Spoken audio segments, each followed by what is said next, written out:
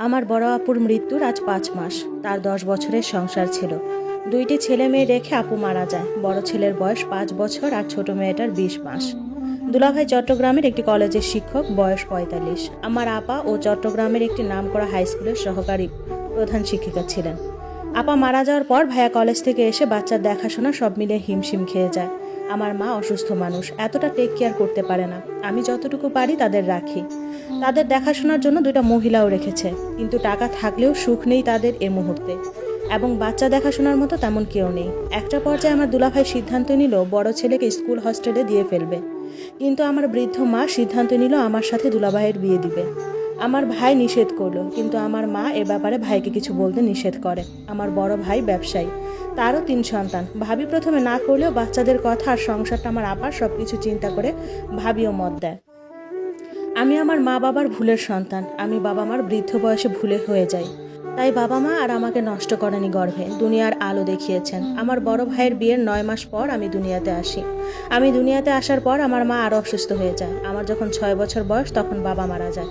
এরপর থেকে মায়ের সঙ্গে আমি। আমার মায়ের শারীরিক অসুস্থতার কারণে মাকে একটু বেশি বৃদ্ধ দেখা যায়।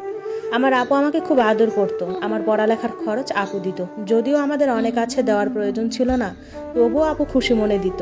মা নিতে না চাইলে আপু রাগারাগি করতো। আমি আপুর খুব আদরের বোন ছিলাম। আপু থাকাকালীন আপুর স্কুল থেকে এসএসসি পাশ করি। এরপর দুলাভাইয়ের কলেজেই আমি আপু ভর্তি করিয়ে দেয়।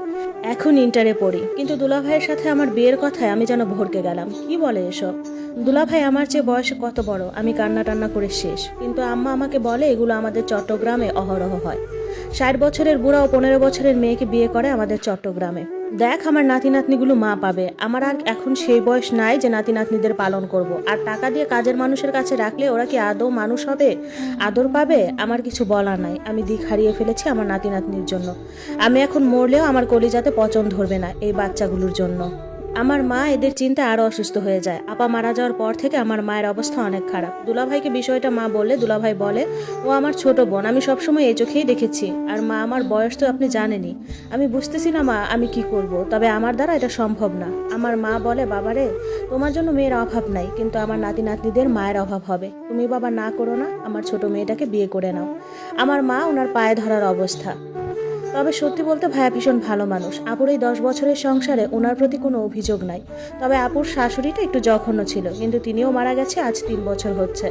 আমি কান্নাকাটি করে অস্থির, কিন্তু মায়ের অসুস্থতায় আর না বলতে পারি নাই। আপুর গয়নাগাটি আর আমার জন্য বিয়ের একটি শাড়ি কিনে আমার মা, দুলাভাই কিনে না। আমার মা ভাবিকে বলে, ভাবি গিয়ে কিনে নিয়ে আসে। তারপর বাসায় কাজে এনে কোনো রকমে বিয়েটা হয়। বিয়ের আগে আমার ভাই আমার জন্ম নিবন্ধনটার